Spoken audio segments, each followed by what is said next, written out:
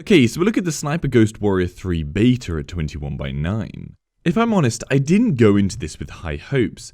The previous games were, well, quite simply awful, and I honestly was shocked that a third game was ever rolled into development. But nonetheless, apparently it's what the people want, and so here we are with the beta for the third game. And I'll admit, it's better than I thought it would ever be. Anyway, before I go on, the ultra-wide support is as such. So the game natively supports ultra-wide resolutions out of the box, gameplay correctly showing off more on the sides of the screen, which is a godsend really because there is no FOV slider, so being able to see more is beautiful. How a first-person game lacks an FOV slider is beyond me, but whatever, it's foreshadowing for the rest of the PC support. The HUD is stuck to 16:9, and whilst I know some people like it at 16:9, I cannot agree with it being at 16:9 in the majority of situations, and this is a prime example. It just intrudes so massively into your center view, and there is no way to customize your HUD or even just turn it off. The other issue with the HUD is there is a stretched 16:9 blurred circle on the bottom left where the game originally had a blurred circle behind the minimap, but that has stretched independently from the minimap when scaled up to 21:9, and so it looks odd. Luckily it's not very noticeable, but nonetheless I would love it fixed. The main menu is 16:9 with black bars. The in-game menu is the same as its 16:9 counterpart, however its design of having a shaded black rectangle means that you get 2 bars of unshaded view of the world behind on the left and right, but I prefer this greatly over the alternative of having black bars. The other in-game menus you have are the customization screens, where you can fiddle about with your loadout and such, and this is 16:9 with black bars. And finally, the map is like the main set of in-game menus, 16:9 with the game world showing behind on the sides, and loading screens are full screen. Performance-wise, you meet the first most serious issue with the game. It runs horrendously. On lowest settings, I would be stuck in the high 40s, low 50s the majority of the time, and very rarely rise into the low 60s briefly. I frequently had massive FPS slowdowns from what I'm assuming was where the world was loading in ahead, and I'd end up being forced into the 20s, which is a joke. On the higher settings, things were obviously far worse, with an average drop of about 15 FPS in all moments, meaning you would never get even close to 60 FPS on higher settings at 3440 by 1440 on a GTX 980 Ti. The other frustration is the lackluster selection of graphics options, with missing details like anti-aliasing. Across the board, massive optimization needs to be done before this game releases.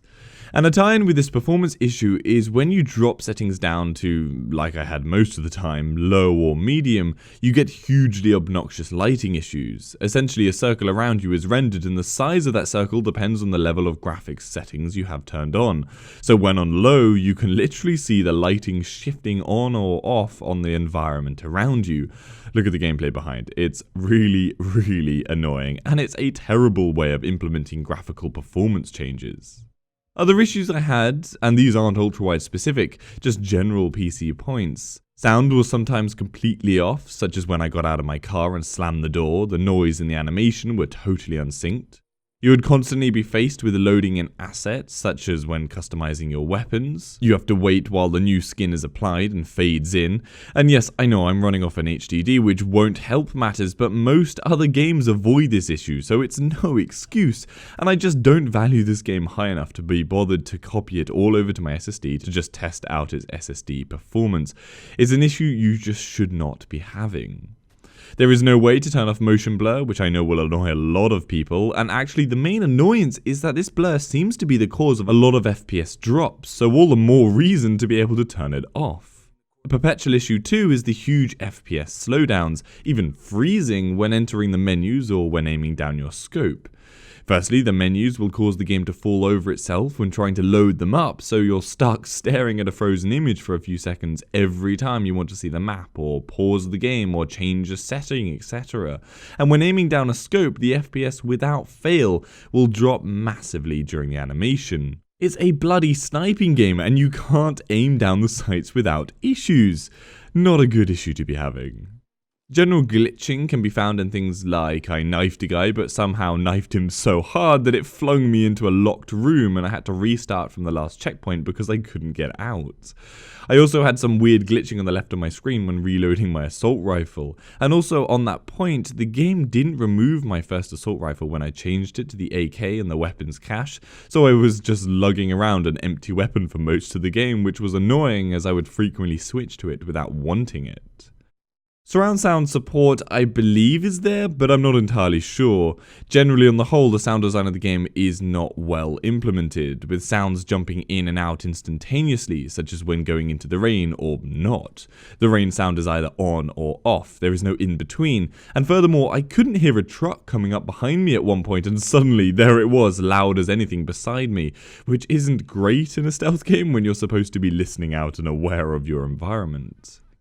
Okay, my final 3 issues before I continue are: for some reason, even though it's a sniping game, seeing people at a distance is a huge issue. For some reason, I think people were despawning at distance, and so when scoped in on an area where enemies were, I would see nothing. Obviously, not great. I was playing this game with the controller. Yep, whatever, don't bother having a go, it's a personal preference, that's why we all play on PC, for that flexibility. But in the menus, the mouse would frequently be switched to for no reason whatsoever, which was annoying as it then means that some random other button is selected and you have to re-navigate with the controller back to where you were. The controller also has very low sensitivity. You can't turn it up to what I would deem a good sensitivity, which is bloody annoying, as you feel like you're being forced to slowly look around at all times. And lastly, a good example of a big issue with stealth games that never fails to annoy: bad AI. On the whole, they were pretty good here, however one instance shows what I mean. I shot an explosive barrel with a silenced weapon away from people, and yet somehow they instantly all knew exactly where I was and all converged on my position. Really bloody annoying having that kind of AI in what is supposed to be a stealth game where great AI is a requirement. Wow, yeah, there are a lot of things to talk about on this game. Anyway, on my thoughts. The beta gives you access to 2 missions. One is an infiltration mission to go and hack some computers, and one is an assassination mission. And I have to say, ignoring the technical issues with the game, for the first time in the series, I really started to enjoy playing it. The world is interesting, well designed for the most part, and there are multiple ways to complete your mission. There is extensive customization of weapons in your own kit, things to pick up in the world, scavenge off of enemies, and yeah, overall this is a massive step up from the previous games. The sniping is pretty satisfying, not quite as good as the Sniper Elite series I'd say, but it's still fun. With windage and elevation to take into account, it can be very difficult to make those long shots, but all the more satisfying when you do. What is clear is the focus is, and I suppose this is the reality for real-world snipers, the actual sniping moments are not overly frequent. You find yourself with your assault rifle or pistol in hand most of the time to navigate to your position, at which point you will snipe from. And I like this, as it gives you a good reason to have all kinds of weapons present in the game.